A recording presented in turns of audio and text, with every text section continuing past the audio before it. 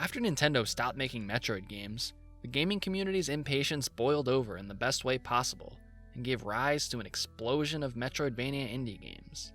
Some of my favorite games emerged from this boom. The Ori games are beautiful, fluid platforming adventures, and Hollow Knight has some of the most polished action I've seen in a 2D game. Yet I think there's one game that stands out among the others, not for being the most polished or having the prettiest graphics, but for inheriting the soul of Metroid. That chilling atmosphere of isolation. The secrets and mysteries hidden in every single nook and cranny. That grappling hook! This game is Environmental Station Alpha.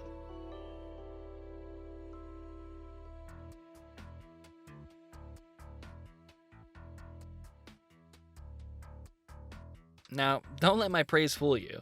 ESA can be a pretty frustrating game. It's pretty stingy with its health upgrades, and the bosses definitely don't pull any punches.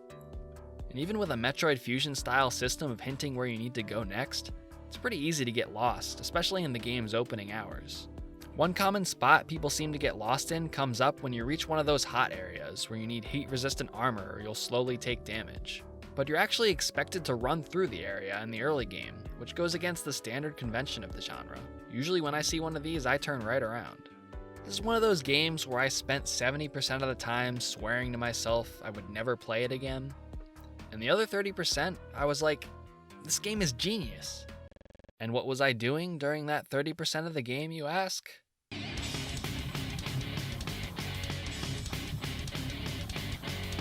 Seriously, this is the best grapple hook I've used in a game.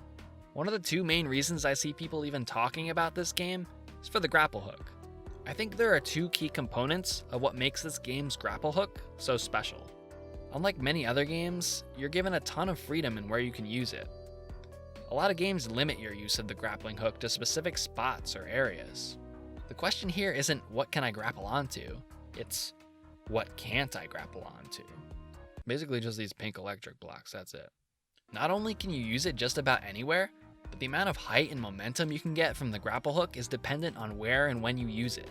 The arc of your swing can range from these tiny little hops along the ceiling to these huge leaps that send you whooshing across the screen. There are a lot of different variables at play, like your distance from the wall and the momentum of your jump at the time your hook makes contact. One of the reasons the game can get away with such a free grapple hook is that you don't stay hooked to the wall. You get one swing and then you let go.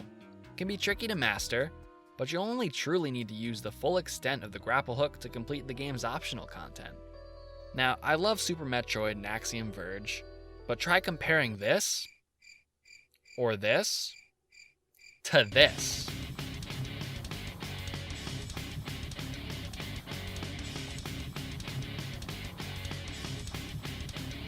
Now that's a grappling hook. Actually, it's not a grappling hook. The game actually calls it a hook shot. Okay, but you know what? The game is wrong. We actually have a whole game that tells us the difference, see? Here we get a hook shot and a grappling hook.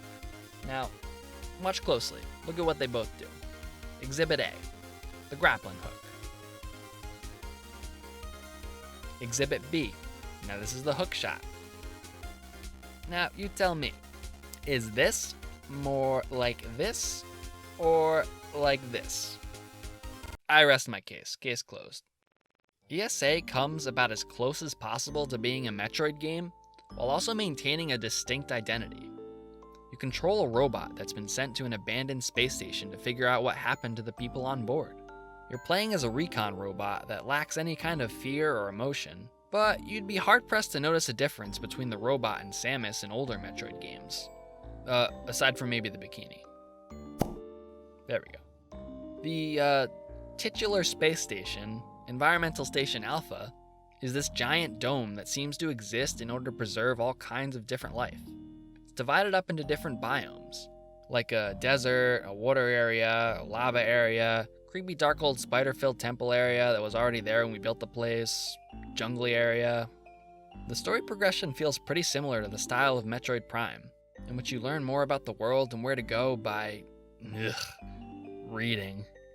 Just a quick warning, the rest of this video contains spoilers, so if you want to play the game spoil-free, now's the time to go do that. So almost immediately, you lose contact with the humans that sent you, and that sense of isolation quickly creeps in. As you make your way through the station, the logs paint a grim picture for the people that used to be on board. You learn that the station's AI system was infected by a computer virus from a passerby ship, probably because their free trial for McAfee expired. Naturally, the AI system proceeds to go on a complete killing spree, murdering all of the passengers and probably leaking all of their nudes.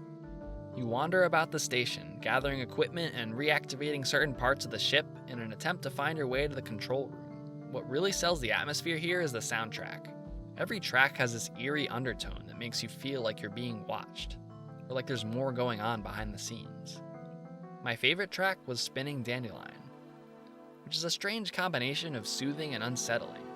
Kinda reminds me of Last End from Majora's Mask.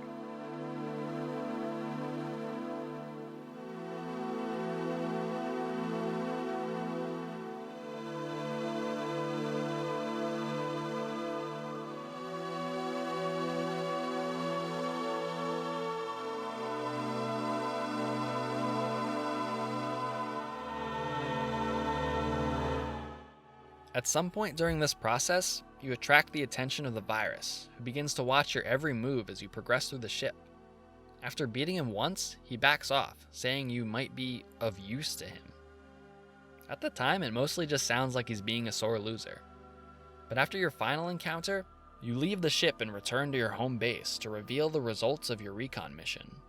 Only, instead, you find that the recon robot was the perfect vessel for this computer virus, continuing the cycle and spelling doom for the human race.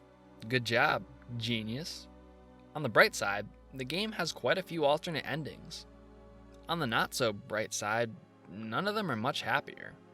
See, the events leading up to the final battle against the virus make up the main content of the game. But beyond that, there are several more hours of content to explore in ESA, and boy does it get weird. This game has one of the most interesting and divisive post-games that I've seen. I could almost make an entire separate video on it, if it weren't for the fact that I couldn't, because I have no idea what's going on. There's an ancient language to translate, hidden keys, extra bosses, horrible spike traps. So, for the layman, before you start any of this, you're gonna need to find all 12 diskettes hidden across the station. Now this one you could reasonably be expected to do. Finding all of them gives you the X booster, which lets you dash infinitely in any direction, making basically anything you've found up to this point obsolete. Now to get the next ending, you gotta go back here and wait under this pillar until a secret passage opens up. Don't worry though, you get a hint for this 6 hours ago, even though you didn't know it yet. You're taking notes, right? Then, you need to use your new super dasher to get through the one-hit kill spike maze, which takes you to a teleporter that brings you to a nearby alien planet. Now, if you just wander out here for a bit, you get the second ending, which basically consists of you starving out the virus by wandering out into the middle of bumfuck, getting rid of its only vessel. It's actually kind of similar to the choice the Dark Souls games give you, to let the crap cycle continue or let everything die. But there's more. To get the next ending, all you gotta do now is find these 4 terminals which open up some kind of pillar. Even if you're lucky enough to stumble across these rooms, good luck figuring out what they do. You actually need to go back to this alien planet, go left this time. Now suddenly you've got this alien god mad at you, as if you didn't have enough on your case. Then once you beat him, you're almost there. You just gotta translate the alien language. Go find the 4 hidden keys. Go to the crystal maze entrance. Solve a puzzle that gives you access to 12 hints. You then go do the 12 things. Then you go back to the maze and hit the switch. There's a ghost now. It kills you in one hit, obviously. It follows you around. So now you need to solve the maze. At the end of the maze, you can complain to the alien god's manager and he explodes your brain. And maybe makes you the new alien god? Unclear? Happy ending? Now, for some people, the ridiculous obscurity of the post-game content ruins the whole game. To an extent, I can sympathize with this. If you really love a game, you probably want to see everything it has to offer. But despite never fully completing it myself, I think the endgame is kind of brilliant and really well suited for a Metroidvania, especially one with such a subtly creepy atmosphere. The typical Metroidvania ends with you becoming completely overpowered. You're practically a god at this point and nothing can challenge you. Now all that's left to do is fight the final boss, maybe find a couple extra health upgrades that you don't really need, and then you're done. Now that you can literally fly, would you rather hunt down a few ammo upgrades or discover an entire new layer of secrets and lore? I'll admit there are some problems with this approach. It's unlikely you'll have much of an idea where to explore, and basically every room in the game is now a candidate to contain what you've missed.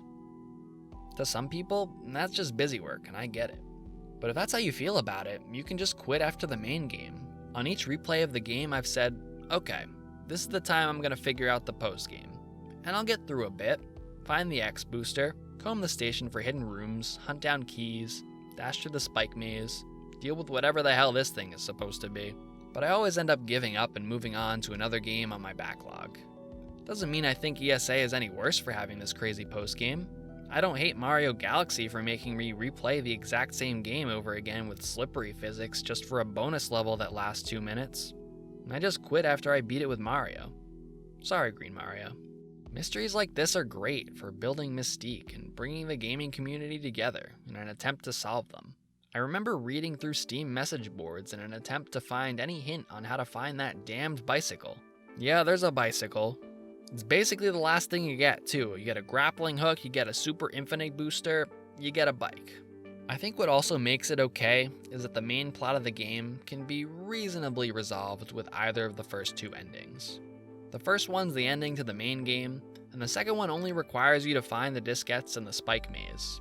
I've been able to do this with relatively little trouble on all of my playthroughs.